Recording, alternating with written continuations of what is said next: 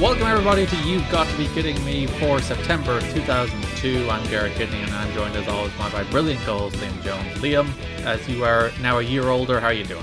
I'm a year older and a year wiser, for sure. You will be spending more of this year of your life spent watching TNA than you have spent any other year of your life. So I'd imagine it's going to be the best year of your life, right?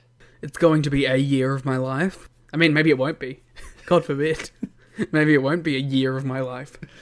We do have to discuss planning if one of us die and how the podcast continues.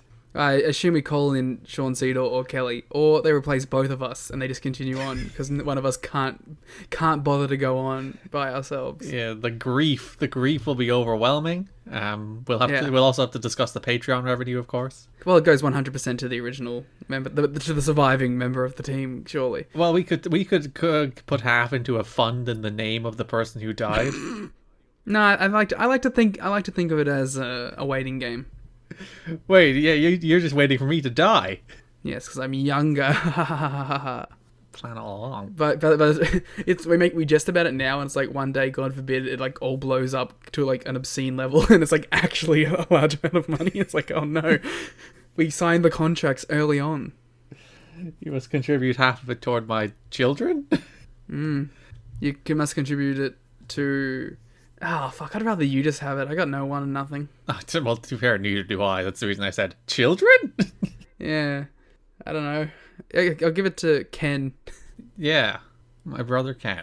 Yeah, why not? He can have all the money. At least you got siblings to dedicate it to. That's true. I suppose I do too, but I don't want to say it's strange. Strange seems strong. Just not... This is not TNA. This is just too personal. Taking a sudden and personal turn. I know. Well, to be fair, we talked about birthdays, which inherently is a door opening up to a personal topic, I guess. Yeah, and leads us inevitably toward death, which is what all birthdays do. Because we're both just full of pessimism. Yes, we are people inevitably marching toward our doom and demise. It's fun. It's a good time. I mean, yeah. The only point, just survive long enough, I guess. Did you have a nice birthday? Yeah, it was fun. We just got out of lockdown in time. Oh, that's good. Got to actually do some stuff. It's fun. We're basically, we do still have some restrictions, but we're not quite in lockdown anymore. And it's like, we're never going back into lockdown. That's a thing that's pretty clear. So it's like, cases are rising every day, but we're not going back into lockdown because we will head them off with vaccination eventually. One will hope. But it's just like, nah, we're not doing it. Imagine being vaccinated.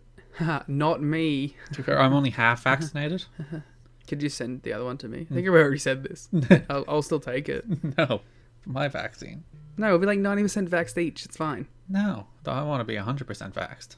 Oh, Mister has to be 100% vaccinated. Ooh. Though to be fair, it's not 100%, is it? It's like 97% or something. I want to be 97% vaxxed. It's only 7% more better than the one vaccination. I want it. It's mine. Yeah, you get to have a whole 7% increase. I get to sit on 0 instead of 90. It's quite selfish of me, isn't it? Mm-hmm. I'm very greedy. What else has been going on in the... What's been happening in the news? Not much. Olympics is still going on. I believe we discussed it on... Oh, should we get a tally update? Yeah, because we discussed it on, I think, the Patreon. Which one? It was one of the either watch along or the Monday War Games. I think it was the watch along. So, yeah, we won a gold medal in rowing, which is nice. We actually won a gold medal. It's always nice to win medals instead of not win medals, because it's it's the first men to win a gold medal in Ireland since 1992, Michael Carruth in the boxing. We have 10. Oh, Mr. We have 10 over here. And most of them are just your one Titmus winning all of them in the swimming. Yeah. It's just what we do. Very good at swimming. I watched some field hockey the other day. Oh, we're okay at field hockey, except in this Olympics where we've been actually quite bad at field hockey. And the game I watched, we beat Japan in the women's field hockey. Yeah, it's the Australian women and the Netherlands women are the field hockey kings. Or queens. Oh, queens. I was never able to play field hockey because we did it in PE in school once. and like it requires you moving the stick back and forth because you can't hit it with the same side of the stick twice. You always have to hit it with the other side of the stick. And my brain just could not wrap itself around that concept. But you just move it over the ball. Yeah, but my brain could not wrap itself around this Like you concept. don't even have to like move the stick around. You just go up, over. What about my total lack of coordination, being unable to understand this idea do you not understand here, Liam? I played it a little bit, not a ton, but it was fun. We had a field hockey field at our school grounds, so like an AstroTurf field, which had a soccer and a field hockey field. Yeah, we also had a quote unquote AstroTurf field, which was really just a pit at the back of the school. We were pretty good about that kind of stuff. We had basketball courts, cricket cages, long jump sand pit. You had a long jump sand pit? Yeah, it wasn't like a great one, but it was one like when we were younger, it was pretty good. But like it got no upkeep on it, so it kind of just turned into a big sand pit. Actually, now that I think of it, I think we also had a long jump sand pit. Yeah, it wasn't like a good quality one. It's literally just a pit. And the problem is like, I guess it's like with Americans too. Like when they have their football field, it's like that's a lot of space, and like the same thing with an AFL oval. That's a lot of space that you need to have an AFL oval on the back of your school. Yeah, we actually had two pitches. We had one like soccer pitch and a GAA pitch across the road. So I can't give out. Our school was relatively well equipped as well. And as soon as I left my school, they got like a full gymnasium set too. They had like an indoor one, which they mostly used for like very occasionally with sports, but it was mostly for like announcements and devotion, because it was a religious school. But and any theater performances. But then they added like a full basketball gymnasium, like the year I left. Yeah, we had one of those too, but a few years after I left, the roof got blown off it in a storm, literally. I was in a house that had the roof blown off of it once. That sounds terrifying. It was. I thought I was going to die. There's a lot of you dying on this podcast so far. I'll tell you, this is what the story was, right? I was at my grandparents', and they had a house that they built that was like on stilts kind of deal. Like it was up off the ground, mostly because like they lived through flooding, so they were like, yeah. And I remember I was in their lounge room and probably watching Naruto, and it was really windy, like really really windy, right? And suddenly all of the boards on the floor like started going up, like a giant like a dome like came out from under it, right? So like so it was like a foot up from where it normally would be, and I'm like, that doesn't feel right. So I ran into the kitchen where my grandfather was, and as like we both were like, oh, things are getting weird right now, the roof started to tear off piece by piece. And yeah, like a solid chunk of the roof like in the kitchen area just was gone, and it was like a mini tornado that ran through. Did you get blown away with it? Yes, I died that day. We've never had a tornado, so I've never had a tornado warning. Well, we didn't have I've never had a fucking tornado warning either. Just a tornado. Just a regular old tornado showed up. Yeah, it was just wind that turned into a tornado for a brief second, and it just happened to be over our house. Well, you're in the middle of Twister. Have you ever seen Twister? I have not seen Twister. Ugh. But then for like the next 6 years, I had a real big fear of wind. You wouldn't believe it. Well, how does the fear of wind manifest itself? Well, when you hear that there's a lot of wind outside, you go, oh, fuck, the roof might blow off. You're walking outside and like there's a sudden gust of wind and you hide under a tree, which is probably not a good place I to hide. wasn't afraid of a breeze. I don't know. I was afraid of gale force wind. Well, to be fair, being afraid of gale force wind is probably quite wise. It's all quite wise. The world is a horrible place that tries to destroy you. I didn't like storms for a long, long time. Now I don't give a shit. But for a long, long time, storms really freaked me the fuck out. Would you like just hide under your bed and cower? No, but I definitely had earplugs. Oh. Because the sound would just give me like terrible anxiety. I guess that's understandable when your roof gets blown off. And then, not to mention, that night that it happened, like I got picked up and taken home. And then my parents abandoned me in the house to go back to the location where shit went down to help out. But then they left me in a house alone with gale force wind going outside. And I was sitting there like, what the fuck? That probably really reinforced the fear then. Yeah, right? And it was only like, at that point it was like 11 p.m. So it was like the dead of night at this point, because Like, I was watching Naruto, so it had to be at least Toonami. Toonami era time period for Cartoon Network. So yeah, it was about like 11, pitch black. I'm just sitting in my house as this wind's happening after I had this traumatic experience. Well, everyone knows when you have a traumatic experience, you have to reinforce and internalize the trauma instead of dealing with it. Yeah. I should have just gone out there and sat in the wind all night and like just defeated it right there. I believe that's what a Naruto character would have done. Yeah, true. What would you know about Naruto? Hey, I've watched 30 episodes and still pay for Crunchyroll. To be fair, you did get through a lot of it. We watched a decent amount of Naruto, I'll have you know. Hey, you know, if we like do Naruto reviews behind the paywall, you can write it off as a tax thing. That's true. I could write off my freaking Crunchyroll as a tax deductible. There you go. Coming soon, we'll do every 10 episodes of Naruto. We'll review it. Just to help with my tax, nothing else. Yeah. And to actually make us do it, I suppose. Alright, we've done 10 minutes of bullshit. We can move on to the TNA now. Yeah, enough of Liam's childhood traumas. Let's actually move on to... This is just my therapy session. Let's move on to Liam's adult traumas caused by TNA wrestling. These shows, yes. We are talking about September 2002, which was an interesting month for TNA because they only ran 2 shows, so this will probably be a relatively shorter show.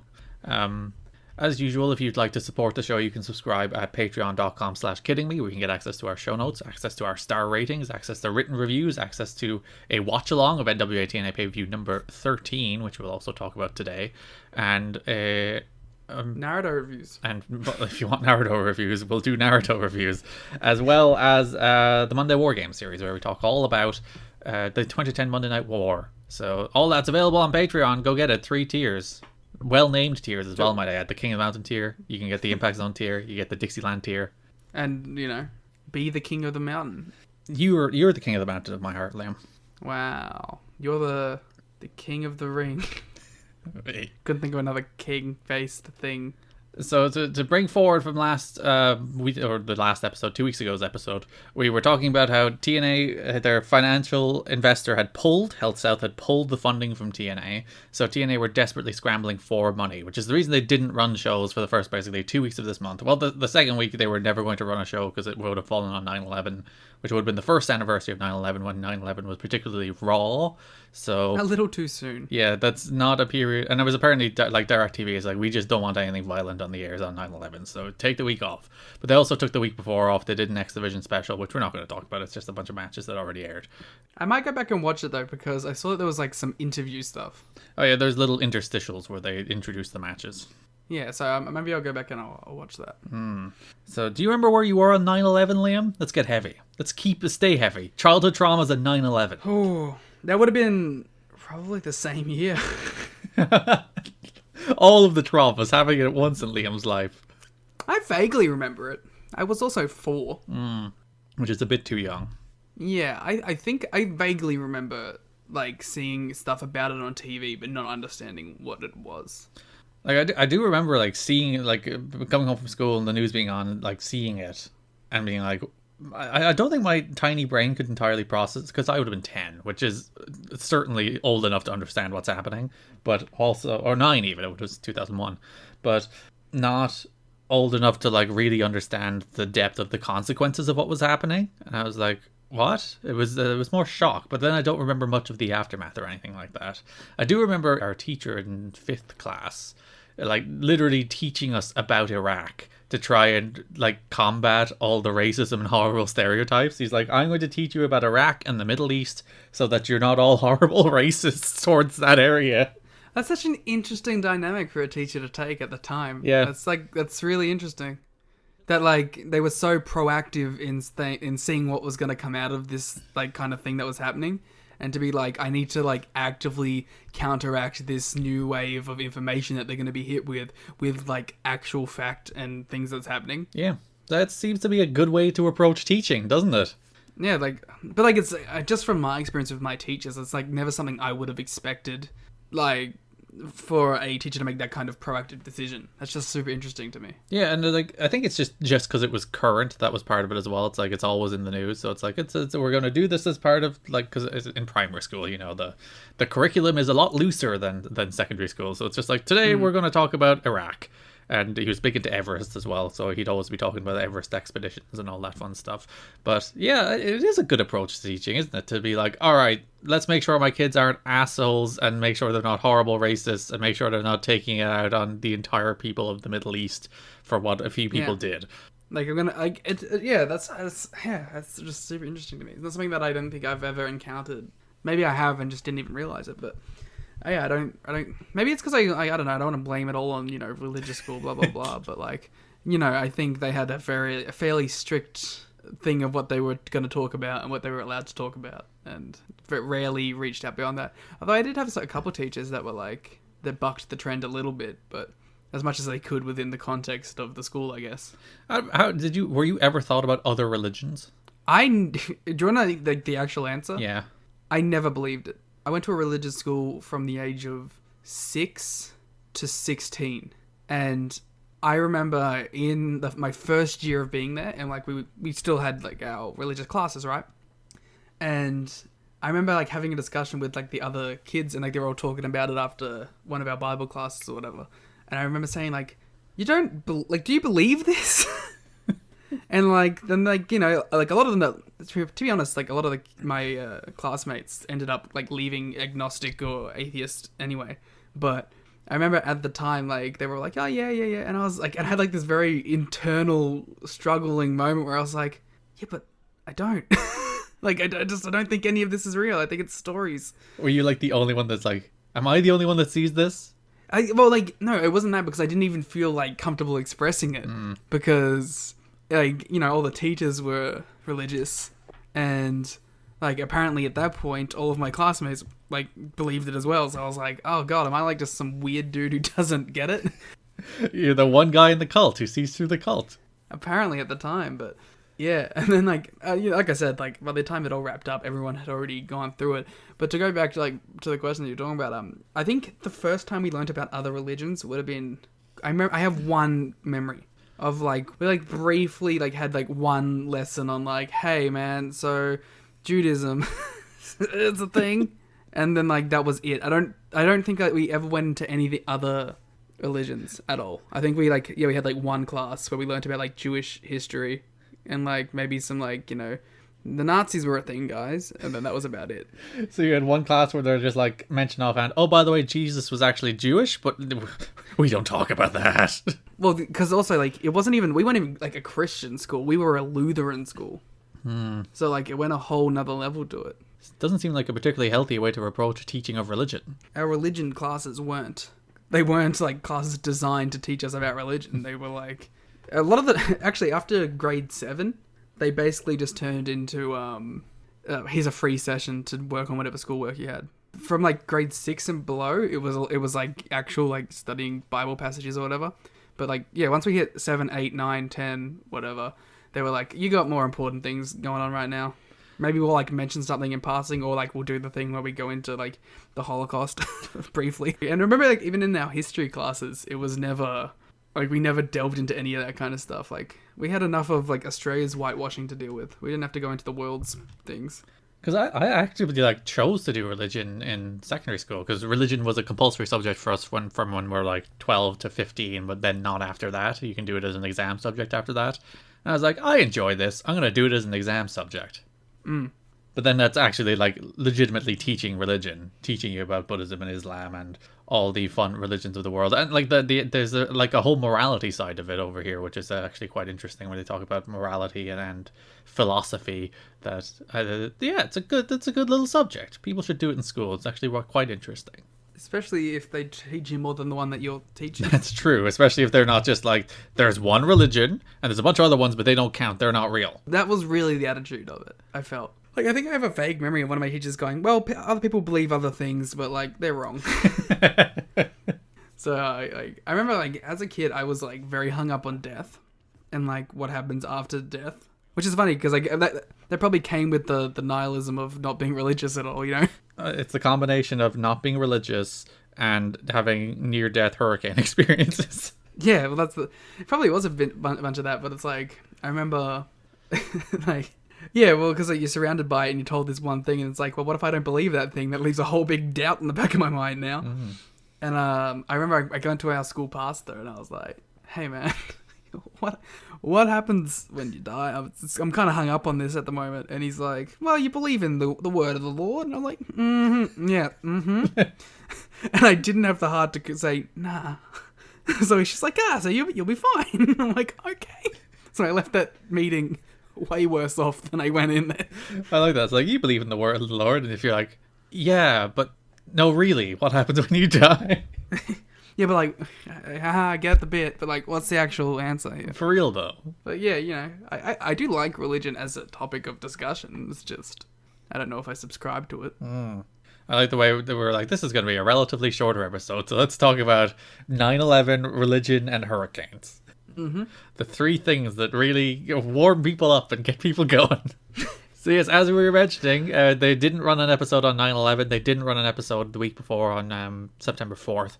So they were to come back on the 18th if they found funding, which they did. We mentioned at the end of the last episode that TNA ran into Dixie, who was their publicist, and she was just like, hey, my daddy has lots of money. Maybe he'll buy the company. So they spent most of the month of September negotiating that deal. It still wasn't even signed by the end of September. So that tells you like how long and arduous the process was.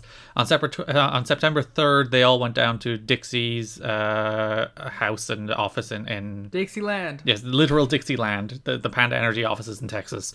What about Surge Land, huh? Yeah, I was actually surprised. Like Dixie's already married to Surge at this stage. They're already the couple. I like Surge and Dixie. I don't know, man. We'll be seeing Surge a lot on TV. He is responsible for a lot of the banger theme songs we'll be talking about. He performs on some of those. I appreciate. What does Surge do in TNA?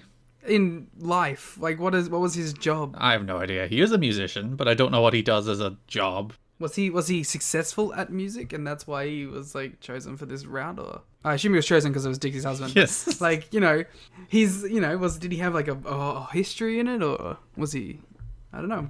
We'll do a Surge retrospect. Surge, come on the podcast. Be our fifth guest. Chad and Surge. They can come on together. They can talk to each other. Yeah, we'll rehash memories of NWA-TNA episode 12 and 13. Wait, 13 and 14. Wait, whatever. So they went down to the Panda Energy offices in Texas. They talked to Bob Carter, Janice Carter, who is Dixie's mom, Todd, who's Dixie's brother, Dixie, and her husband Surge, and all of the people, the marketing director, the corporate attorney, CFO, human resources director. They sat down. They had a meeting in the offices where they mostly talked about like wrestling in general, introducing them to like the broader concept of wrestling, to their history in wrestling. They talked a lot about Jeff and Jerry in particular's history of wrestling, because Jerry would have worked a lot with Vince McMahon. And it's actually interesting to read Jerry's book, where he's just like, I'm actually quite worried that they didn't talk about our presentation. I was annoyed that we didn't get to our presentation as fast as we did. We were talking about all these other things. It threw me for a loop. He was ready for like an actual business meeting and not. So here's what wrestling is. Yeah, it's like, so tell us about Vince. You know, what's Vince really like? You worked for Vince. Was Dixie a wrestling fan? Like she says she was, that she grew up and she saw like bits and bobs of it, and basically, I think it goes back a lot to the same thing that we were talking about with Richard Screech, where he was just like, I like Jeff Jarrett. Like Dixie liked and knew Jeff Jarrett. They lived in the same apartment complex. They ran into each other. They then hired Dixie as years later as the PR for Impact TNA. And she's just, and they probably saw the opportunity. It's like, well, if we do have a successful wrestling company, AEW, if you look at the moment, are firing on all cylinders, selling out 10,000 seat buildings, they have huge TV deals. Like, wrestling can be a lucrative business if you get it right. It's just so many people don't get it right. I think we mentioned that like Bob was a fan at some point too. Yeah. So he's in the wrestling business, and he did say that Jeff and Jerry, based on this product, you know the wrestling business. I'm like, dubious, but do you think the Jarretts, after like they got all this done and signed and whatever, were like, these fucking idiots? Look at we got them wrapped around our finger. They're gonna dump all this money into TNA. We got them. Like, do you think that was like that was the attitude coming out of it, or like, thank fucking Christ, we've made it? I think it's more of the latter, and I think it's more like Panda took a lot of the debt off of the heads of the Jarretts, and I think at this stage that's what they were Personal worried about. Debt too, right? There was like 1.6 million that they would have been liable for to Health South that ends up getting written off in the negotiations of this deal.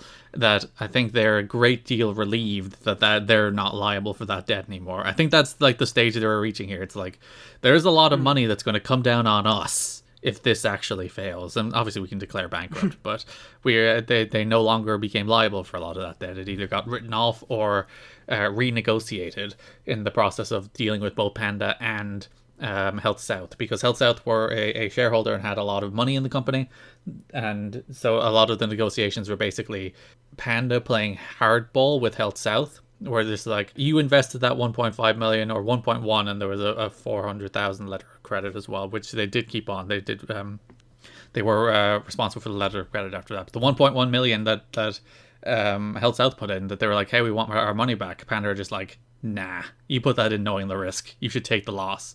And they did end up taking the loss. It ended up the way they negotiated it was basically Panda would buy the company, they would fund the tapings, but they would also get 51% majority share in the company. So then that would leave the Jarretts with 49%.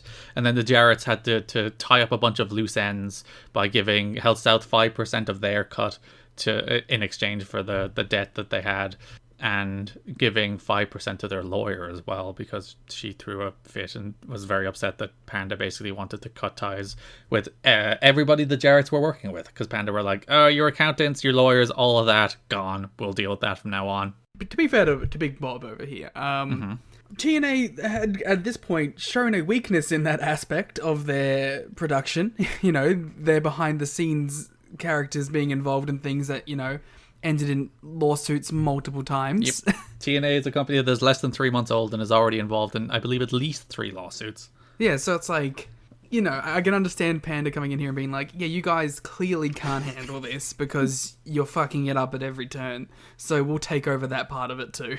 You guys take the wrestling, we'll take everything else, which is basically what it came down to. Which is honestly what the money should probably do, you know? Like, I don't think Bushiroad was, like, coming into New Japan and being like, alright, guys. Gedo, you're in charge of legal. Jado, you're in charge of marketing. Dick Togo, come over here and you'll be in charge of human relations. Let's go. Yeah, we're gonna put Toru Yano in charge of accounting. Yeah, like, Goto, you're the lawyer now. I think they came in with like, hey, you know, we have all the money and the history and the thing. We have a whole infrastructure. That's the word I'm looking for. We're going to do this right, and you just handle the silly slap fights. So that meeting on September 3rd where they went down to Texas, it seemed to end well. Like Bob insisted on flying them home in the company jet, even though they'd already booked tickets home. Jerry took that as a very good sign, that he's like, take the company jet home. If you're doing that for somebody, it is like a meeting that goes quite well, isn't it? Yeah, well, it also implies like you're a part of the company, doesn't it? It's like, take the company jet home because you're a part of this now. I like Bob.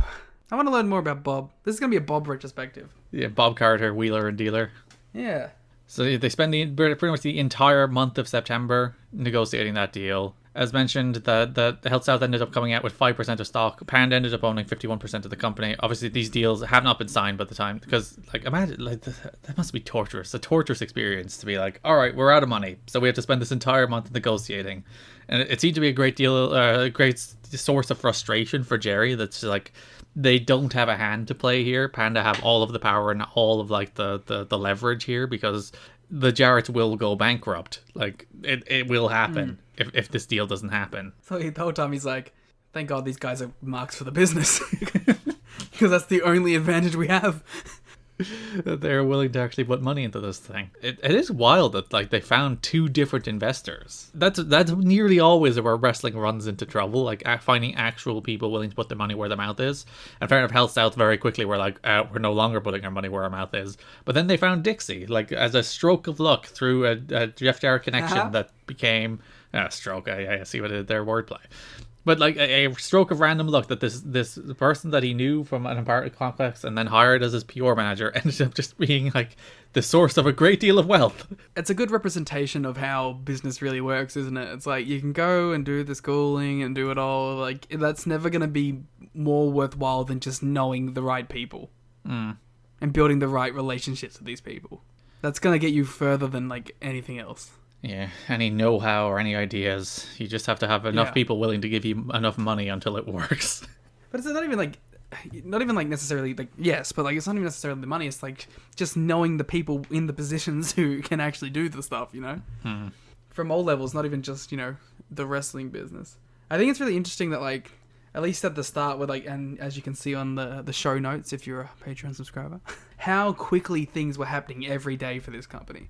Like, there was something new going on. It's like, shit, there's a new problem, or there's a new thing, there's a new solution, there's a new discussion. It's just constantly happening. September was a big year for them. Big year, big month. Felt like a year. And yeah, especially because like they were actively negotiating this deal throughout the entire month. So as I said, there was the September 3 meeting, and then there was all of the details. And then every time they'd have to go back to Health South and be like, well, because Panda were originally like, we'll give them 150k and that's it. And Health South were like, no, they were owed 1.1 million. And eventually the Health South settled for taking 5% of stock instead. But yeah, they're like going back and forth between all of those, going to Panda being like, this is what Health South said, and Panda being like, no, that's not good enough, take this to them instead. And like the Jarretts are just this good like ping pong ball go between these people, trying to sort all this out, trying to get the like all of the parties that have a financial interest in this company at this stage sorted out and dealt with, so that Panda can actually buy the company and have a controlling interest and not have all these hangers on that they have to deal with.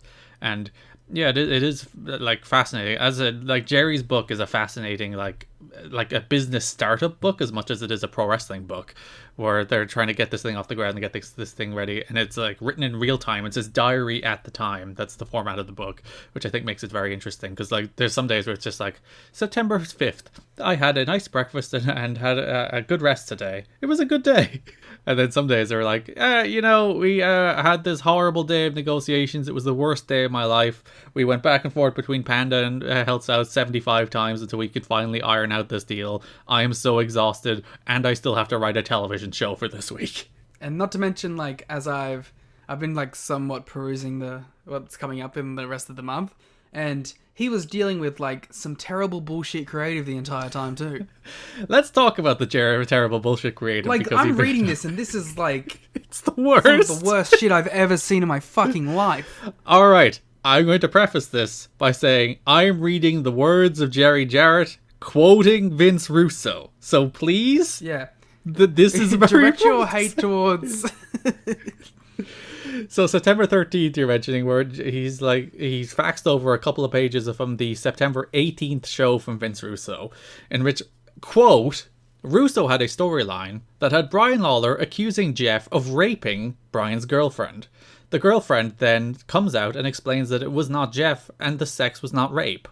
A black wrestler, Elix Skipper, then comes out and says it was he that had sex with the girlfriend, and then says something like, once you go black, you never go back.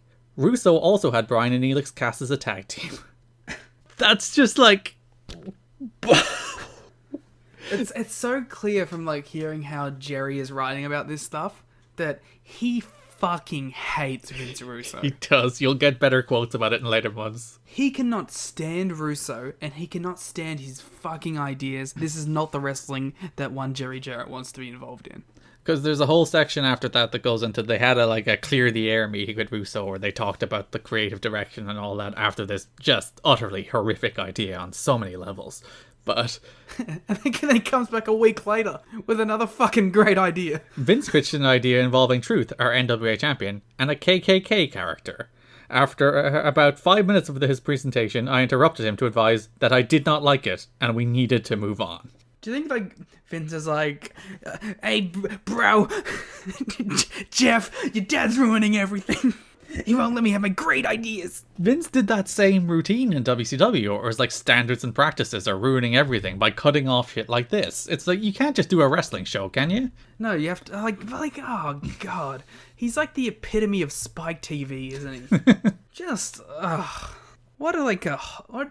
just a horrid creative mind. It's just, he's the worst, like, lowest common denominator shock value at all times. That's what this is built on. That's all he knows. And it's like, he can't build interesting characters, even though, like, he's not a bad writer, you know, in terms of, like, skits. He can write, like, decent comedy sometimes, but then he just writes all of this instead, because he has this brain that he apparently can't turn off, and it has to constantly pester him about horrible ideas like the KKK and making light of rape to make weird race jokes. He reminds me of like one of these like Joe Rogan type stand-up guys. Mm. One of these like dude bro stand-up guys. And I wouldn't even compare him to Rogan, to be honest. Even Rogan's got some like decent stuff. I don't even want to talk about Vince Russo, man. He just annoys me. Well, you're on the wrong podcast then. You're going to have to mention it for a while. I'll start to become accustomed to it. Yeah, there's some better Vince Russo burials in later months that I'm excited to get, because as you said, Jerry is still in the phase where he's like, obviously he's just woeful ideas. Jerry's the only guy that I'm like on the team of. Like, I'm rooting for Jerry Jarrett. He's my hero in this story. Because there is some quotes in the book where Jerry is just like, it's a shame he didn't learn wrestling from Vince, and Vince didn't teach him how wrestling actually worked. Yeah.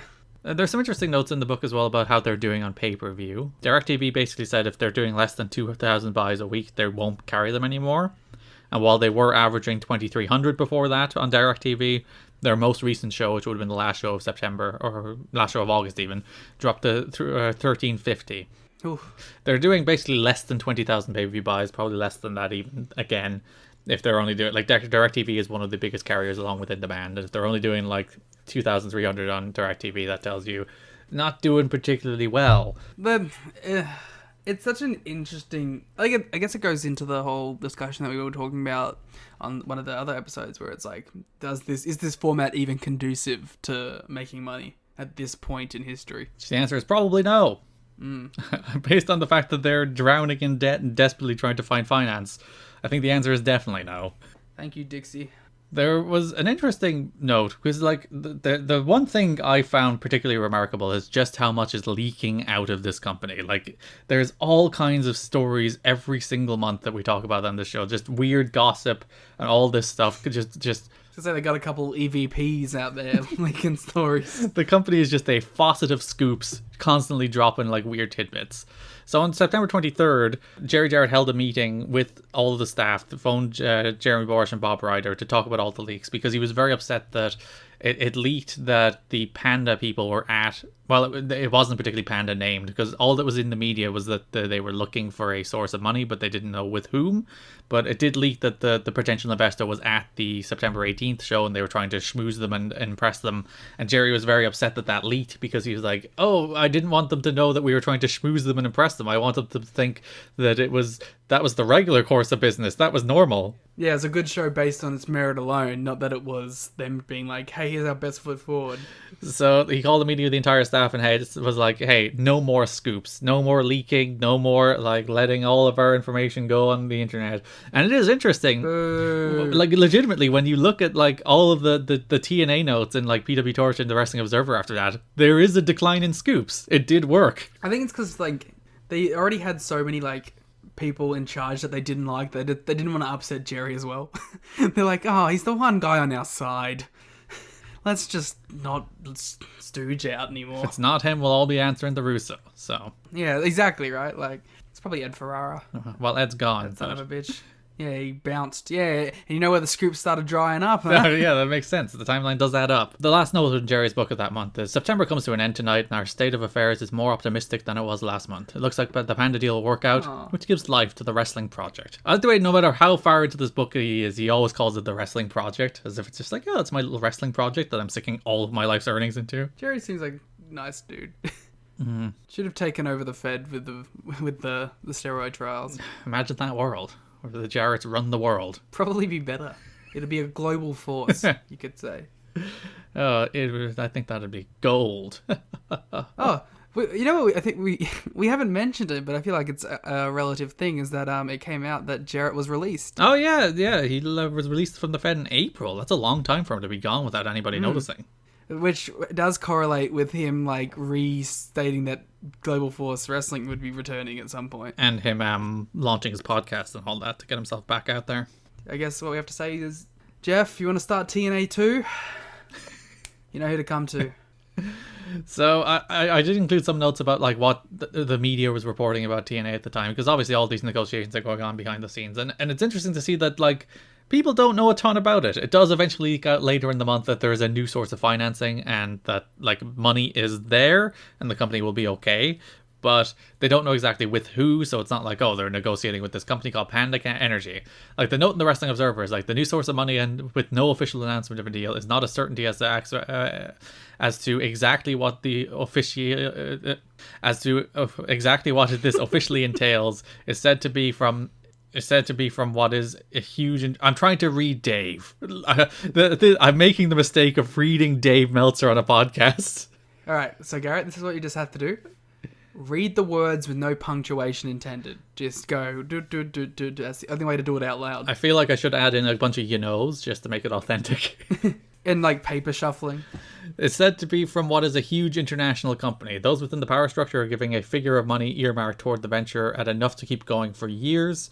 Keep it in mind, Dave is skeptical because he hears this all the time, but it did end up happening, so no reason to be skeptical, Dave, you hater. Yeah, Dave, you're being skeptical about money coming into wrestling? Ugh. He was like, it's close to final but not done. Budget is around 80,000 to 100,000, so everybody that took pay cuts isn't going to get their money back. Everyone that was paid 500 and cut down to 200 or 300 is going to stay at 200 or 300. That's such a dick move. They just got like this influx. It really is, isn't it? It's just like you're gonna get no money. We're doing fine now. Everything's fine. The company's secure. But are we going to pay you more? No. No, it's not even are we going to pay you more. It's are we going to bring you back to what we agreed on? No. But even then, others are taking pay cuts. Like Scott Hall had his pay cut in half as well. So they're probably not going to like look that gift horse in the mouth, as they say. Mouse in the mouth, as they say. Because, like, hey, we can not pay Scott Hall what we originally said. Let's not do that. I'm curious. Were they, from this Panda deal, were they getting a better influx of money than their original deal with the original sponsorship? Well, they were certainly spending less money per taping. But you see, like, this is basically a bit of a reboot month. Where it's just like, Scott Hall comes back and Buff Bagwell comes back. And a lot of the people who, like, they didn't have money for anymore. They signed Shawn Waltman. They signed BG James. So they are investing in star power, they are investing in talent. The shows are more cohesive. It's not the case anymore where they're just like, we can't book all these people because we can't afford them. People from the fucking weeds are showing up now. People who left like 3 weeks into the original run are like coming back. Mortimer Plumtree returning as a character on the show. I don't know who you're talking about. I was making a general statement.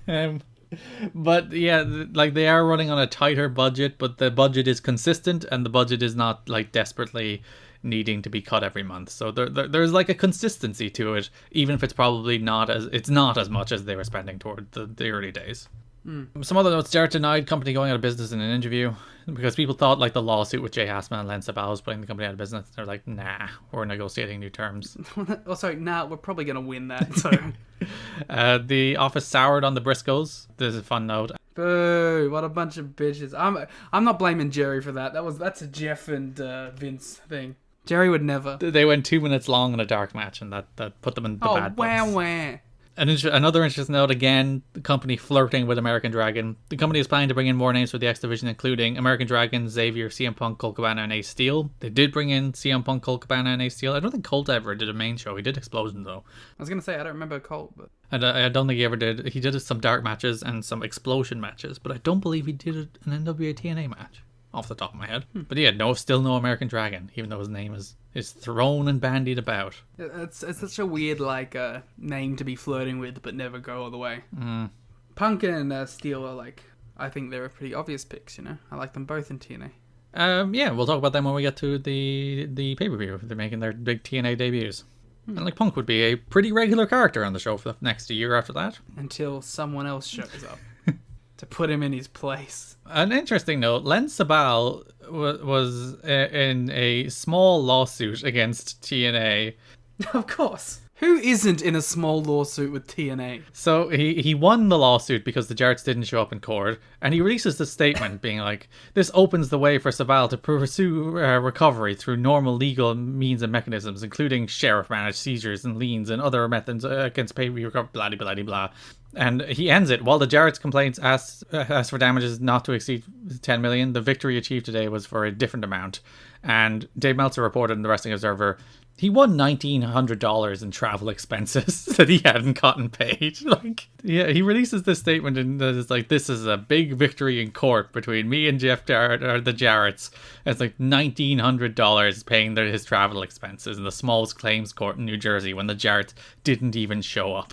Again, there's reports that the potential investors are backstage at the September 24th pay-per-view as well. So, scouting things out. Another note, they're looking to launch a 1-hour TV show syndicated for... Let's go, I'm ready. For the debut of Explosion. Every episode. Which I believe actually does debut in this month, because Jerry mentions in his book that JB is doing a show where they do like highlights and dark matches that they air, which is the beginnings of Explosion. It wasn't particularly widely syndicated at that stage, but it was alive and well. Are these shows able to be viewed? They're not. If they were, we'd watch them. Though you were already giving out about having to watch 5 shows for next month, so... Yeah, but I want to watch Explosion dark matches. Because actually, yeah, it is very like AEW Dark, AEW Elevation when you look at the names of it. I want to watch them. Because there'd always be like 4 or 5 dark matches with a bunch of like interesting indie names where it's just like Chris Hero is on these shows. Yeah, I'm gonna try my best to see what I can see. And then back on the TNA being sued thing, Phase 3, the company that designed the JC and NWA-TNA logos. Which time? Are suing Jarrett Sports because they didn't get paid money. So, oh, come on, guys, pay your artists. What are you doing? which is the same company that did the WCW promotional materials as well. That's a fun fact. So those are most of the main headlines from September 2002. The big one, of course, being further negotiation with Panda Energy to negotiate the buyout of the company, which was, I think, more or less agreed in principle, but not quite signed and a done deal by the time this month came to an end. So we'll talk about that more next month. And then there are just some other bits and bobs that happened that month. Nothing particularly big or notable. I was just reading the intro where Jerry was talking about his night out on the town with the Carters. Oh yeah, he's just had a nice day. Yeah, they took him out for a night in the town after the September 13th show. They all took him out for a nice day, drinks and dinner, and they were all happy out. He went out and partied with Scott Hall and Sean Waltman. Scott Hall, Sean Waltman, and Brian James. They introduced them to the talent that were like the big stars. So it was Waltman, Hall, BG James, Truth, and Jerry Lynn, who were like the ambassadors for the company as we introduced to the money. I really like that, like, who do we have that can like scrub up and be these perfect representations for the company? And it's like Scott Hall, Sean Waltman, Brian James. Yep, that's the company these days, though. But I suppose like they would have all probably had some experience in doing this kind of thing, schmoozing the money people, working for the major companies. They're workers. This is what they do. Yeah. They can work. Well, I tell you right now, who's not there? AJ Styles. Who's not there? Amazing Red. Who's not there? Loki. It's all the workers that are there who have been in the business for 20 plus years. Who can schmooze somebody. And you know Jarrett was there too. Jeffrey Jarrett. Also doing his schmoozing. He is the ultimate schmoozer, to be fair. Yeah, I don't even know why you needed anyone else there. Just got Jeff there. We all met at, is that Virago's? Yeah, Virago's, which is apparently a place in Nashville, I guess. Let me Google it. I wonder let's see if it was a hip party destination. Virago's is a pioneer of elevated independent restaurants in Nashville. Virago has constantly transformed throughout its 19-year history as the go. Wow. Do they tout having the Carters and the Jarretts? The birthplace of NWA-TNA. Yeah. Integral to the survival of Impact Wrestling. Yeah, it's closed until 5 a.m, so we can't get delivery. Oh, it's a sushi restaurant. Oh. Wonder what kind of sushi Scott Hall, Sean Waltman, Brian James, Ron Killings, Jerry Lynn, the Jarretts, and the Carters had. That's such a strange group of people going for a dinner. That's my ideal Thanksgiving. Like, I want all of those people. Especially the Carters. Yes, well, definitely the Carters. I want to squeeze my way into that family if I can. Bankroll your wrestling project. TNA 2. So that does bring us to NWA-TNA pay-per-view number 13 on September 18, 2002, held in the TNA Asylum in Nashville, Tennessee, with 750 people there, heavily papered. We opened the show. As I said, this is kind of like a reboot. So like you open the show with Scott Hall is back, and he has Sean Waltman with him, or Syxx-Pac as he's going by on this company, and like. There is a bunch of stuff on the show that's just like we have all these new names and a bunch of old names that you quote unquote liked, Buff Bagwell, are coming back, and our stories are kind of rebooting. So it does feel like a kind of reboot episode of the show. It feels like a reboot, like time in general. The first like 2 episodes on this month, it's like, oh, we're going in a new direction now. Some not for the best. Because, like, it's funny, like, as they were running out of money, they were putting on, like, good wrestling shows because they just had wrestlers go out and wrestle, and now it's like, we have money, we don't have to do that shit anymore. We don't have to try, we're bankrolled. Oh, no. Yeah. We opened the show with a brawl between Jeff Jarrett, or a discussion between Jeff Jarrett and Brian Lawler, where it's like, they basically, I think, blew off the angle because when Vince Russo was like, we want to do this dumb rape thing, and Elix Skipper shows up, it seemed like they're like, all right, we're blowing this off. Now Brian's just an abusive boyfriend. A much more tasteful angle. It is a much more tasteful angle of Brian being Uh, just a horrible human being who again, it's just like wrestling. You do not need an abusive girlfriend story or abusive boyfriend story. We do not need to see like gaslighting and emotional abuse between a boyfriend and girlfriend on a wrestling show. That's just, who wants that? What does that achieve? Well, the thing is, like, we always talk about is like wrestling should be allowed to do these kind of topics, but it's like there's never been a track record of them doing it well or right or with nuance, so maybe they shouldn't. Steer clear. Stay away from it. Never do it again. I do find it interesting that with this as a reboot show, they're bringing everybody back. They don't bring back Ed Ferrara, so... I think Ed was probably like, I'm out of here. I'm going to go teach creative writing or get my degree in creative writing. I don't know what he was doing at the time. Jeff Jarrett is in the ring with Bob Armstrong and the Bullet, and they do a little brawl. They do a little brawly poo, and before the Bullet finally reveals himself, Liam, to be shock of all shocks. It's the Road Dogg. I'm gonna be stuck with this guy for like 7 years. Yep, he doesn't leave till 2009, so you're gonna be watching a lot of BG James over the next 7 years. Yay. Like, I will say, during this era, they probably need the star power. As much star power as Road Dogg provides. The star power of the roadie. Yeah, like, he is a name, though. It's not a particularly good one, but he's a name. Sure. I'm sure there was other options out there. Was there? I don't know. None that they can get. Bring in Scott Norton. There you go. That's the solution to all the problems. I mean, literally. So, yeah, that's BG James making his big debut. He will associate himself with Hall and Waltman for a while. They do kind of an angle there.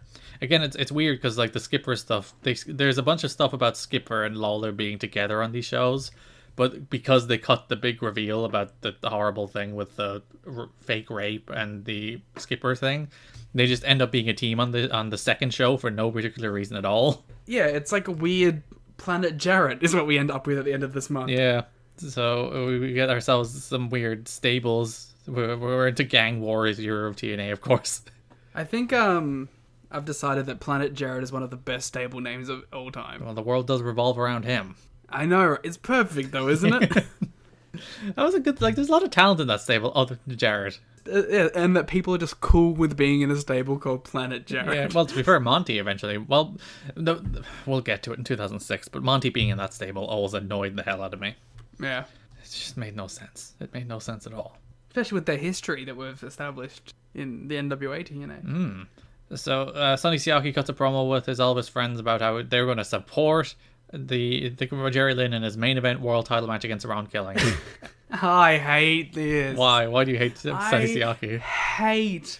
No, not Sonny Siaki specifically. I hate this whole, the X Division has to root together against the real wrestlers because we have to prove ourselves. And they have never not done it.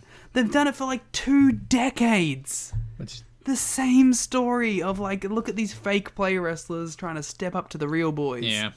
It's just annoying and it makes everyone look like shit and... This might be the best they've done it, though.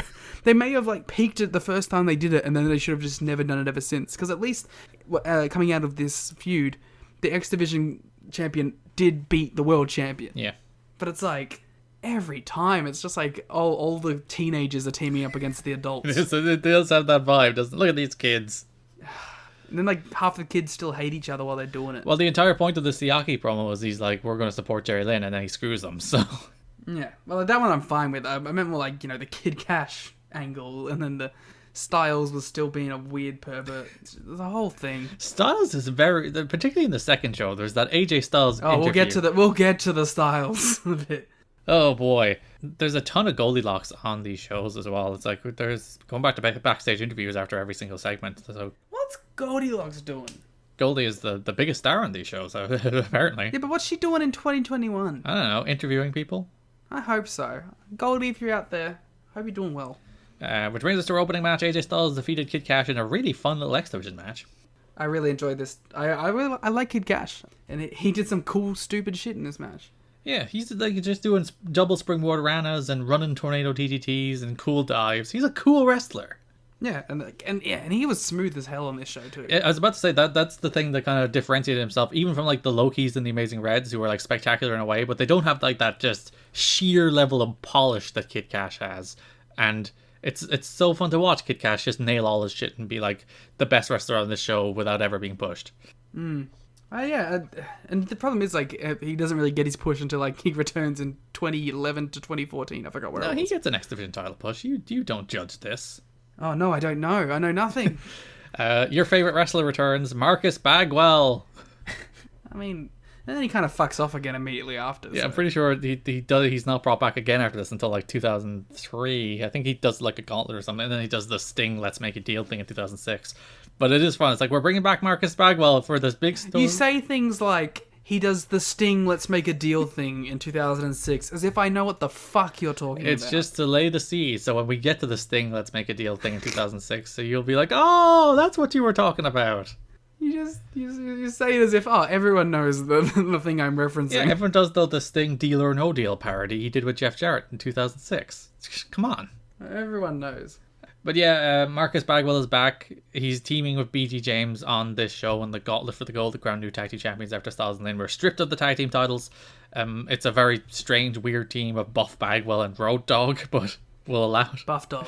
Yeah, because like they did the story where he's like, I'm not Buff anymore, I'm Marcus, and then he disappeared, and then he comes back here, and it's like, And then he came back and he's Buff. No, he's still Marcus here. He's still like, I'm still Marcus, I'm still sad, but then he disappears again. And he also completely betrays the character by doing exactly what he said he wouldn't do in the match. Yes. He does all his buff stuff. He does all his posing and, as Ed Ferrara would say, hot dogging. And grandstanding. He's still buff. He can't escape the buff. That's his woe. It's like a curse placed on somebody. It's just like, you cannot not be buff. He's too buff. You should pass on the buff curse to somebody. Yeah. And they too will be bizarrely muscular, but in a weirdly shaped way. Rob Terry. No, he's just bizarrely muscular, to be fair. Buff Terry. Buffy T.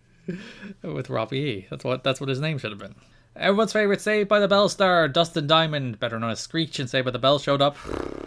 I mean, who gives a single shit about this? There is a quote before this show where Jarrett's like, we got some big Hollywood stars showing up. And to be fair, there is a bigger one coming in later months, but Dustin Diamond's not a big Hollywood star. No, I didn't know who he was. How do you not know who Dustin Diamond is? How do you not know who Screech is? Saved by the Bell isn't a thing here. But like, never? No, it's never been a thing here. But it was revived.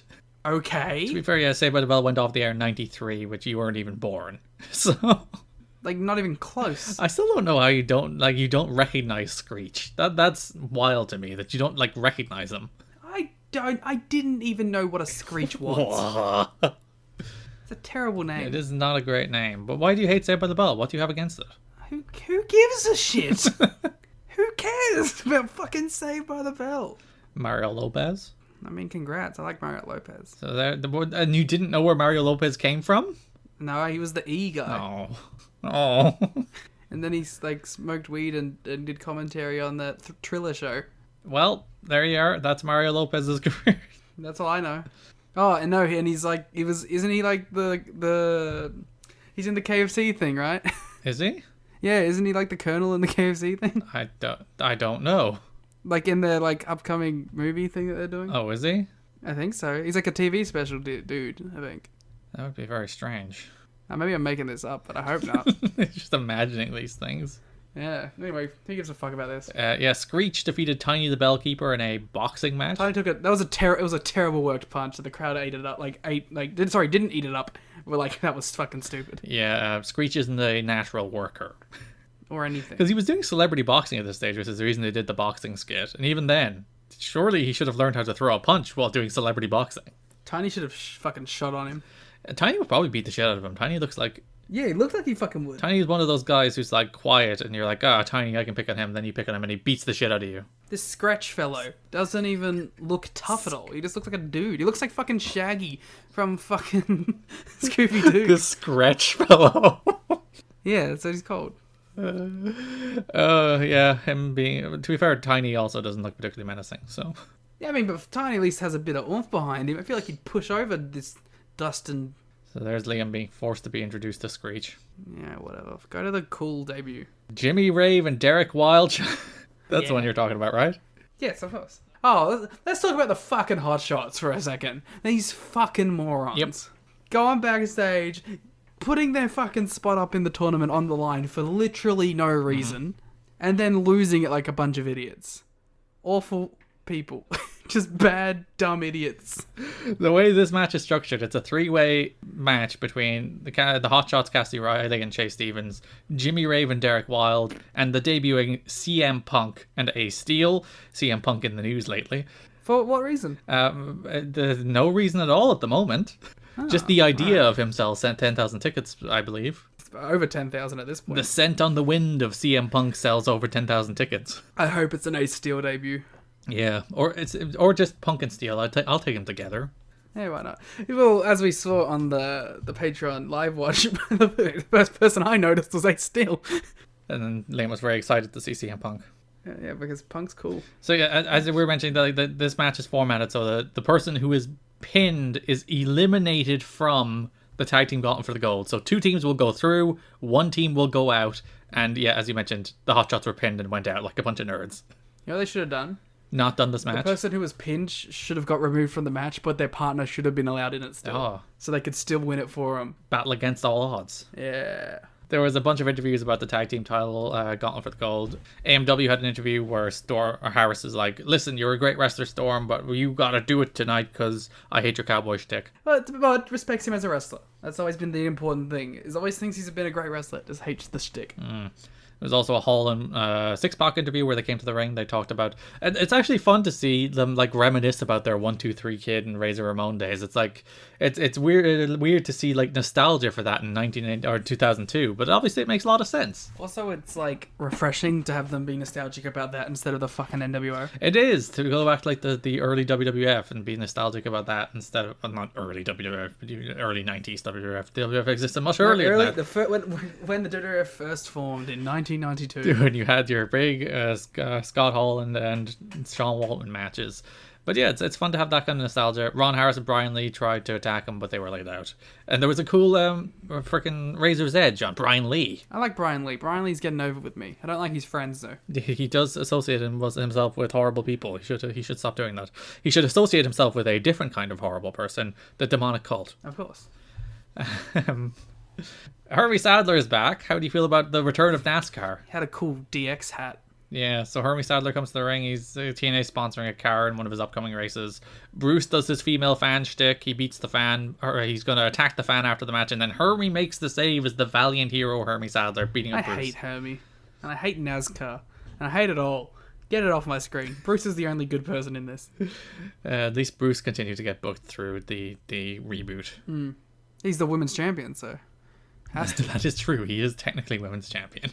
I am like I don't know how I want to phrase this, but like there's some like not so nuanced like gender politics going on with Bruce, and I want to make sure that I'm on the right perspective of it, because like he does refer to himself as a woman multiple times, but like it's never like acknowledged beyond like that. So I legitimately don't know how to handle the character from that way. Like I don't know, because like is the heat supposed to be that like it's not genuine, or is the heat supposed to be that it's that just that? Yes. You know what I mean? And I think the heat is supposed to be it's just that. So like I don't know, what pronoun should I be using for Bruce? And I don't even mean that in a joking way. I mean like legitimately. But like this is 2002. That's not a thing they were even thinking about at that stage. Yeah, but like it's that's the thing when you're coming back with 2021 eyes on a 2002 product. You're like, because that would be something I'd be very courteous and cautious of now. You know. And this is a character they could not do this way now for so many reasons. Yeah, it's an interesting look through the looking glass, as they say. Imagine if you tried to bring up that conversation to like Jerry Jarrett in 2002. It's like, so we need to talk about his pronouns, Jerry. It's like, excuse me, what? And also, is this a good representation? You know. And that's just not a thing they're considering. No, definitely not at the time. Then we got a terrible, boring gauntlet for the gold that I hated. Yep, so the teams in the tag team gauntlet for the gold were Scott Hall and Sean Waltman, the SATs, Jimmy Rave and Derek Wilde, Jorge Estrada and Sonny Siaki, Cobain and Slash, CM Punk and Ace Steel, Brian Lawler and Disco Inferno. Ugh, shudder. Bob Bagwell and BG James, Ron. Yeah, it's Ron. Ron Harris and Brian Lee, and James Storm and Chris Harris. Yeah, it was a very long, boring match with a lot of not particularly interesting wrestlers in it. It was fun to see the SATs in there with like Scott Hall. Yeah, Scott Hall working with the Maximals. Yeah, that was a good time. Yeah. And I think Sean Waltman was probably the best worker in the match. He's been great in everything he's been in. He's a really good wrestler. Yeah. But the right team won. That's all you can ask for. Chris Harris and Brian Lee were the final two, which meant that they came down to the match between America's Most Wanted and Harris and Lee, which AMW won to become the second ever tag team champions of the TNA era. It was actually a really good little week-to-week story booking from Jerry. Because it was definitely Jerry that booked that. All the good stuff is Jerry, all the bad stuff is Russo. That's canon. And the middling stuff is Jeff. Yeah. The next week I am sick of this Harrison Storm against Harrison Lee feud because they go back to it again for a tables match. But here, yeah, it's a fine little like 3-week story where they do the angle where they win, they beat them up, they get them into the match, and then they win the match. AMW's still not cool though. No, because they're still doing the I hate you, they're still doing the cowboy stuff, and they do eventually just become a cool Southern tag team that are the best team in the company. We see what they feel like now is like the bad times of Beer Money when they were like too jokey. And like there's a period where I think the crowd are almost on the verge of rejecting them, I think, at points, but then slowly come to embrace them. I'm looking forward to I legitimately, one of the things, coming into this, I'm very excited at actually having a base of knowledge about America's Most Wanted. And like it does go back to the problem that we mentioned, that like AMW, one, they're very unlikable because they can never get along, but two, like there was stretches where they just disappeared. It's not like they were featured acts the entire time. There's just weeks where they're Seems not to be there. the James Storm theory, huh? Yeah. He just like fucks off TV for 4 months at a time. I believe that's the Fiend theory. Jared also attacks BG James, leaves him bloody. Who cares? There's a fun note that BG James left the building wearing the bloody rag he wore after the attack in hopes of selling the local fans on the injury, so he's a true worker. I'm sure it would have worked for a couple people. He's like, oh, BG's really hurt. Yeah. Like, why else would he wear that gross towel on the way out? Which brings us to our main event in which Ron Killings defeated Jerry Lynn with the NWA World title on the line. I will say, I think they did these matches backwards. Yeah, but I understand it was champion versus champion. They want that to go on last. No, I mean the Lynn and Killings matches backwards. Oh, they should have had Lynn beat Killings the first week and then lose to him in the... Yeah, it should have been the X title match that Lynn wins the first week, and then he gets the world title shot because he beat Killings. Because here, why is Jerry Lynn getting a world title shot? Because he's... Well, to be fair, there is a precedent to be set of just random dudes winning, like getting shots too. So it's like that's true. But if you're gonna they decided to book back-to-back Killings and Lynn matches, they should have done them the other way around. This is where he should have won, and then the next week is where they should have cost them the match. But yeah, Killings won. There was a big brawl after the match between Killings, BG James. There was a little interaction between Ron Killings and BG James where like BG didn't immediately embrace Ron, so Ron attacked him. Ron is like, we used to be friends, but you didn't. He was gonna admit it. It's like, oh man, that's my friend, and then he just like walked past him. He's like, oh, fuck you, man. Just jumped him because Ron is back to being a heel, which I think he was a baby face toward the end of last month. Yeah, well, heels and faces don't count here, man. In an interview on the Get in the Ring radio show, when he was asked, "Are you a babyface or a heel?" Ron Killings replied, I don't know what the hell I am now. Yeah. So Ron didn't know whether it was a face or a heel. You can say that about like 70% of the people on this show. Yeah, they literally jump at any given moment in any different segment. It's just no consistency whatsoever. But yeah, that's NWA-TNA pay-per-view number 13. I think it's an okay show. It does feel like a reboot. It does feel like they're trying something new. Well, not really new. It is kind of more of the same in terms of like the kind of product they're presenting. But it does feel there's like a sturdiness to this show and a lack of like, I don't know, horrible panic because they're running out of money to this show that didn't feel like was there in August. Jeff looked noticeably better. So he's relieved. You're happy with Jeff? Well, I think he has an inkling that money's coming in. And he actually wasn't on the show a ton either. Yeah. He's probably too busy fucking running deals. Yeah, on the phone with freaking Health South and Panda the entire day during the show and schmoozing. Yeah. He's just like next to Janice Carter all night just being like, oh, Janice, this is great, isn't it? You're having a good time, right, Janice? Janice? Say you're having a good time, Janice. He has to listen to fucking Vince's terrible fucking ideas all day. So. His dad gets furious at the ideas, and then he has to make peace between his dad and Vince while negotiating this horrible deal between Panda and Health South, and also having to wrestle. Well, he didn't wrestle on the show, but he had angles on this show. Fun time for Jeff Jarrett. And like, there's an interesting note that there's a few weeks in August where he didn't get paid because Jarrett's being paid as a wrestler and also obviously as an owner, and he went weeks without being paid. And Jerry's like, "Oh, that can't happen." So I assume Jeff's probably getting paid again, which is nice. Yeah, good for him. Yeah, as owner and being paid to be wrestler. Jeff Jarrett stays winning. Yeah, there was the discussion at the Voices of Wrestling Slack about the degree to which Jeff Jarrett stays winning, and the consensus at the end was he had to lose a lot in order to win as much as he does. Which makes him a working man, you know? Working man's champ. He is truly a man who can get himself another opportunity after losing his current opportunity. So that brings us to NWA-TNA pay-per-view number 14, September 25th, 2002, in the TNA Asylum. 1,300 people there, even though it was papered. So that's their best crowd in the Asylum, and I think maybe ever, or at least in a few weeks. It felt like a big show. Yeah, and like I don't even know why, because I'm looking at the show and there's not like, no, it's the big Jarrett and BG match, I guess, is the big one there, getting people in the door. People hanging from the rafters for that one. Oh boy! So the show opens with a big brawl between Sonny Siaki and Jerry Lynn, because Siaki cost Lynn the match against Killings the week prior, as we mentioned. So they are feuding. That's an X Division title feud, I suppose. I suppose it is. Siaki is now, by the way, full non-Elvis. He looks so much cooler as well. He's wearing like regular gear. He's abandoned all the Elvis stuff, and he's just Sonny Siaki. Well, we'll see how he abandons the Elvis stuff later on. So Siaki defeated the Amazing Red, despite being jumped by Jerry Lynn before the match. Poor Red being squashed, but a nice little match. I don't really remember a lot about it, to be honest. It was a good little open. I enjoy Siaki. As I said, there's very little I enjoy more than Power Juniors against small guys. And then... Oh, yeah, that was fun. And then it's, Red's... You know, Red's always fun to see too. He is. I like how much of a loose cannon Lynn feels at this point. Like, because not even just from the Siaki thing, but, you know, spearing AJ out of his fucking boots at every opportunity, attacking people backstage, dropping them on their head, all that kind of stuff. And it is interesting, like, that's a character for Jerry. Like, Jerry Lynn is normally considered a little, like, timid and plain and laid back and kind of not a particularly dynamic character. And yeah, on these TNA shows, he's just beating the hell out of anybody that wrongs him. Yeah, which is, like, a cool Jerry Lynn character choice. I was actually talking about it today, but it's interesting to see how heavily featured Lynn was at this time for someone that I never really considered a TNA guy.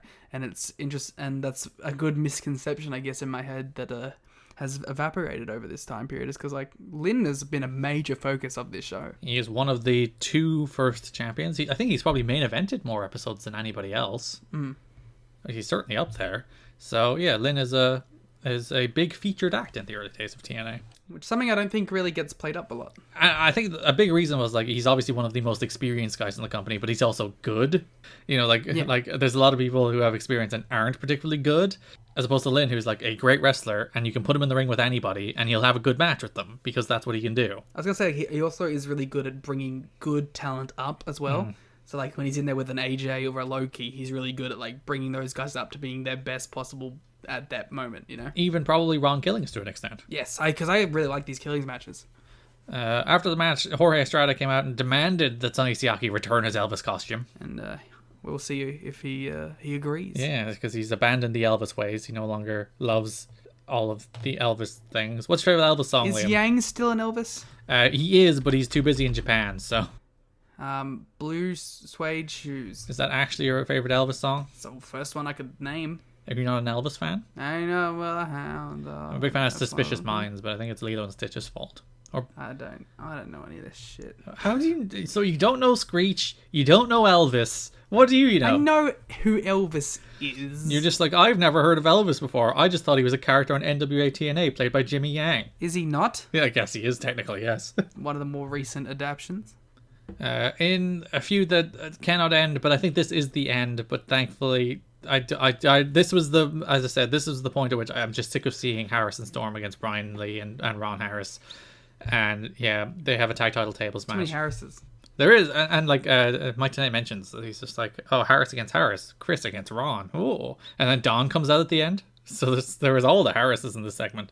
Lee is knocked through a table. They attack them after the match before Don Harris comes out and breaks it up and gets face to face with his brother Ron. We're doing a Harris Brothers program. If these guys weren't both alleged Nazis, I would be into this. It's just big guys hitting each other. Yeah, and like I'm a sucker for some brother v brother stuff, you know. So we go backstage to, I think, my favorite pre-tape in the history of TNA.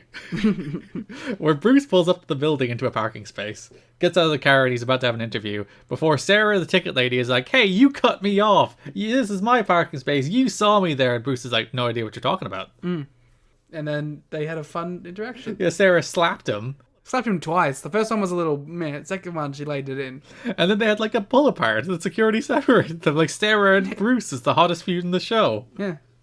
I do like they're like, let's put the ticket lady. Let's make her a character on the show. She's fun. I like Sarah. Yeah, later in the show, weirdly, like this. Yeah. I have no idea why this segment is cut off Impact Plus.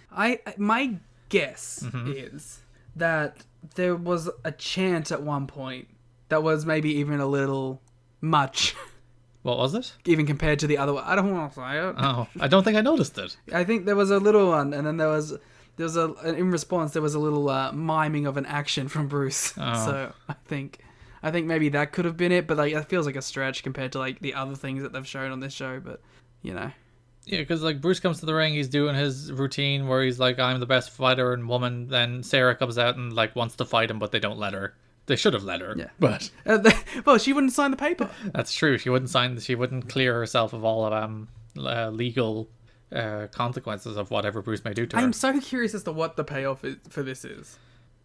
It's TNA, Liam. Oh, is there no payoff to this? Like there's a sign in the show that has like some homophobia that's blurred, which makes sense. There's some weird signs. Oh, we got to talk about the signs on this show. Sure, talk about your virgins and Chad signs. Yes, in a truly remarkable effort, TNA Chad has been combated by TNA Virgin. The TNA Chads versus the TNA Virgins is a real thing that actually came out of this. I am so astounded by this. Also, seemingly, that TNA Virgin was sitting next to members of the TNA Chad gang because there was a TNA Chad sign right next to them as well. So are you saying that this is literally a crowd feud? Gang wars in the middle of the crowd? I think it's a crowd feud perpetuated by friends. Right. I think it's a work. Are you saying all this Chad stuff that we've invested in, all of it is fraudulent? I'm saying Chad himself is a remarkable worker. Oh. And now he has brought in his friends in an attempt to get everyone over. That's good. That's generous of Chad. That he's willing to be called a virgin on I was going to say national television, but kind of national television. National in inverted commas for the 10,000 people watching this show. But he's willing to get his friends over. Not to mention the budding love story we saw throughout NWA-TNA Pay-Per-View 13. Oh, where Chad has a lady friend making signs with him. He has a lady friend and they're making signs together. Which is, I assume, like, the furthest you can get with Chad, considering signs are his life. That's true. That's like that's a deep emotional connection to have, so... And there was scissors, because, like, he cut a hole in one of the signs, and he was making it during the time, so he clearly had scissors on him. It's a weird dynamic to the TNA Chad storyline, but I'm looking forward to seeing how it progresses. Probably will have a natural conclusion, unlike anything else on this show. You know the way there's the Know Your Meme page, where it's like they explain all the memes? Do you think we'd be able to actually sell somebody on editing that, the Chad versus Virgin meme, as, like, originating from TNA? It's literally the first time I've ever seen it in real life, so... This is where it came from. We're making it canonical. Technically, yes. If you can provide a case of Chad versus Virgin from before September 18, 2002, I'll listen to it. I'm going to try and... I'm not sure, is that like an editable page, or is it like editorial, or does someone control it? But if it can be edited, I'm going to put in mention of the Chad. Yeah, I have both the photos of the signs, so... You do have proof. Well, it's documented. Back to wherever we were on the show. Oh yeah, BG James. So Ron Killings comes out and he cuts his racism is bad promo again, where he's back to being a heel by calling out prejudice. Boo! I at least do like the touch that, like, Ricky Steamboat disappeared right after giving Killings his title shot, and he is like, why'd that happen? Why'd they stop bringing Ricky Steamboat here once he gave me a title shot, huh? Yeah, he's not wrong. Fucking Ricky just gone now. It was a nice little narrative bow to put on that, even though Ricky doesn't really appear anymore. So, but they made it make sense. So that's all you can ask for it, isn't it? I mean, it's better than not explaining it. Killings is like, I have no merchandise. Ken Shamrock got a private dressing room, but I don't. What the hell's going on? Before, quote unquote, voice of reason, BG James comes out. Listen, if there's one thing I want to hear about, it's BG James's takes on race. Yeah, I think BG James has a bunch of nuanced and interesting perspectives on systemic racism. And also the character. It ended with them fighting. They don't get along. The old getting rowdy aren't pals anymore. Get rowdy. So See, it's a multi-generational student-teacher thing going on with Jeff, the roadie, and K-Quick.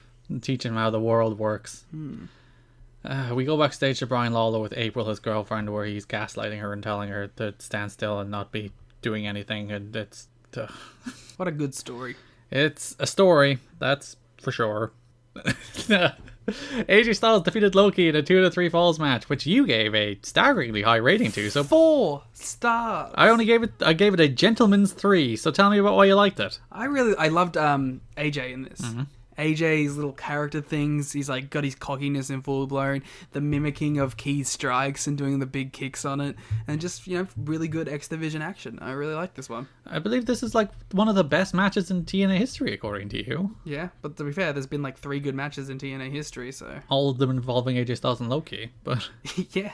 Well, no, the Dups were also there. oh yeah, the Dubs do have a 5-star match. That's true. A 4-star match, thank you. I'm sorry, I'm the accurate star rater on this podcast. You are the curmudgeon star rater. We actually know that that's not true. Have we seen your ratings? You are the hater, whereas I am the accurate star rater. He says at my 4-star rated Styles Loki match. Yeah, and I only give it a gentleman's 3. Yeah, I thought this match was fine. The effort was there, but I didn't think it was like particularly blow away or anything. You know what? The one thing that I was a little disappointed about was it already feels like they're cycling down Loki again. And I don't like that because he was actually getting over to a meaningful level. And as they said during the match, that like, again, I can only go with my predictions and such of what I've seen from the show. So this could be fucking wrong on the next show.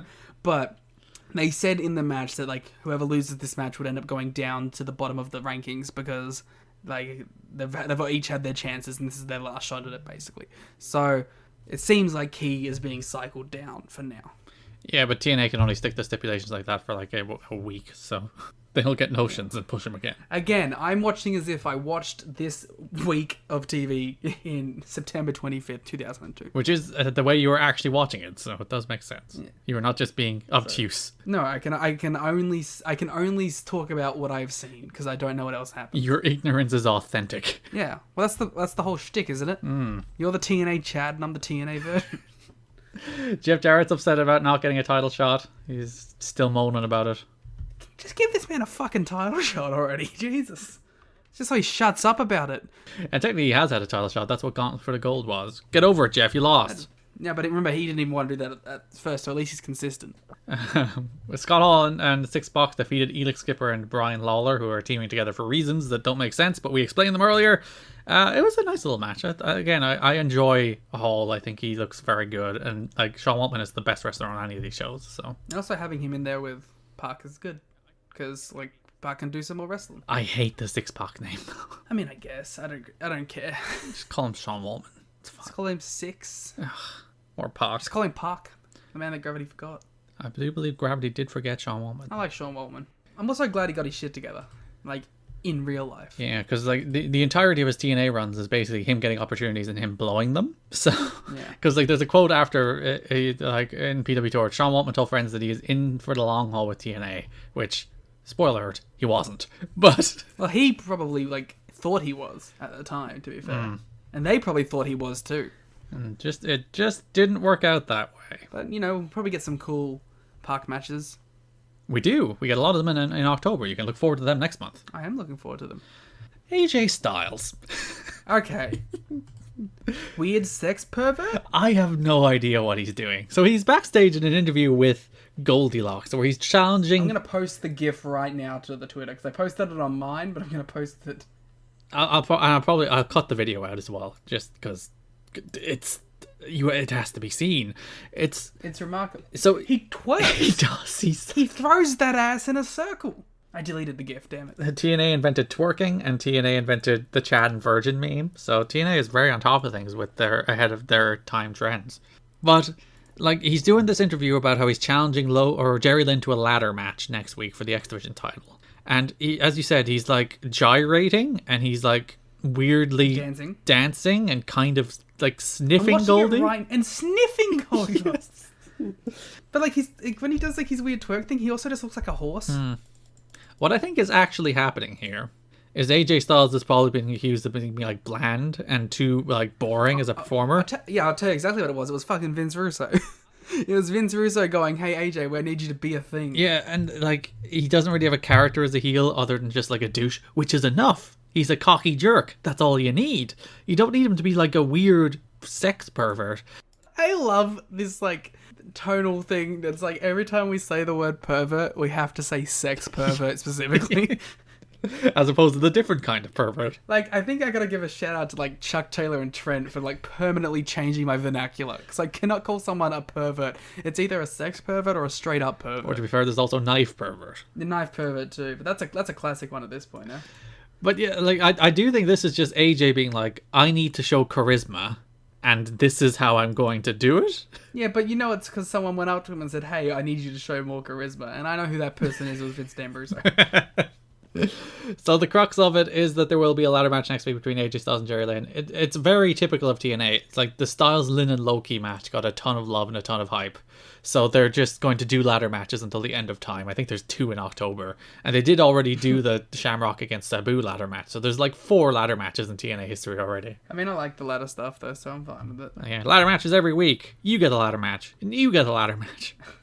Sorry, I was looking at the Irish Olympic gold tally. Oh, we have 1. You have 1 gold and 2 bronze? Yeah.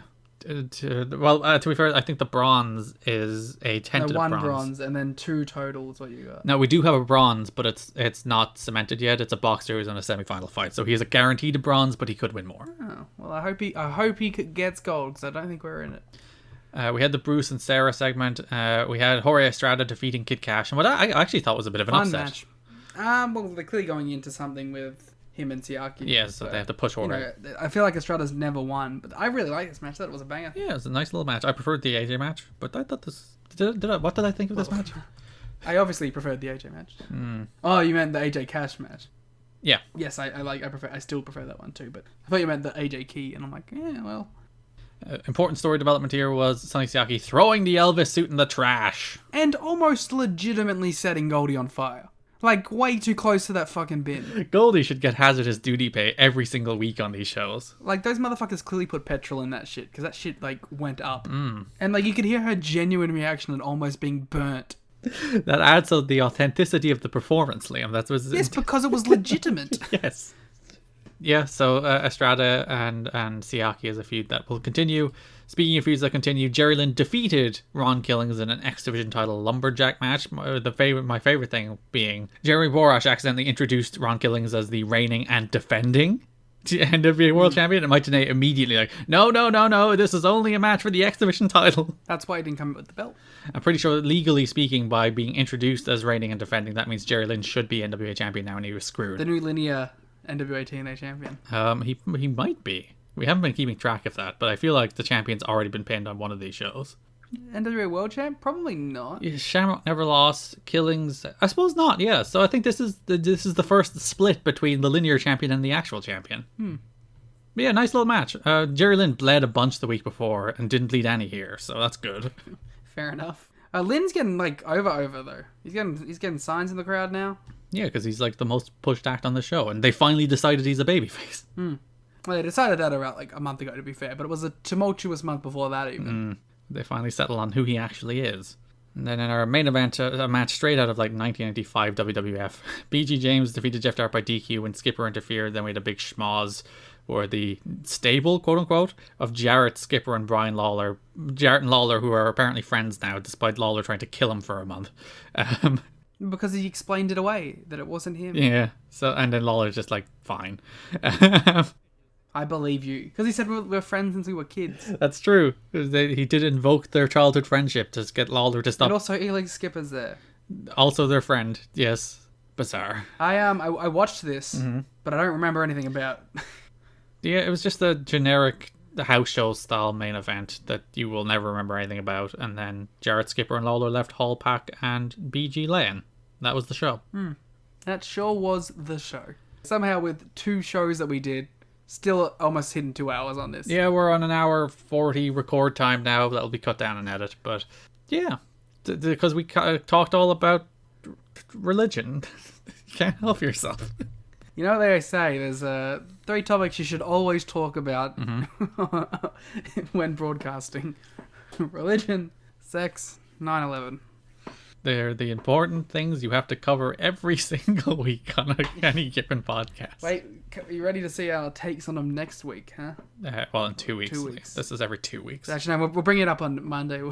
We'll bring it forward. Yeah, that's the show. That's NWA-TNA in the month of September. It's a fine month. As I said, it's kind of a rebuilding month. They're kind of just back to doing what they're trying to do. Rebuild, reclaim. What was the other one?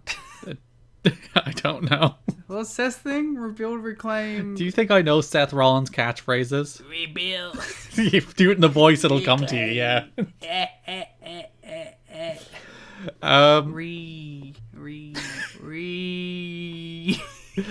Thank you so much for listening. If you would like to support the show, you can subscribe on Patreon at patreon.com/kiddingme, where, as we mentioned, you can see our show notes, you can see our star ratings, you can listen to Monday War Games, where we talk about the 2010 Monday Night War. You can watch redesign, rebuild, reclaim. That's terrible. Rollins, go away. TNA. You can redesign, rebuild, and reclaim your Patreon spot at patreon.com/kiddingme. Can't do any of those. You can follow us on Twitter at TNA History Pod. You can follow me on Twitter at Garrett Kidney. You can follow Liam on Twitter at The Gleet Muta. Thanks for listening. We'll see you in 2 weeks, covering October 2002. And goodbye. It's going to be a spooky episode because Halloween's in October. I would say you could wear a costume, but you know. I will. Good. I'll dress as 2002 AJ Styles. I'll dress as 2016 Seth Rollins. Oh, no. See you in 2 weeks, everybody.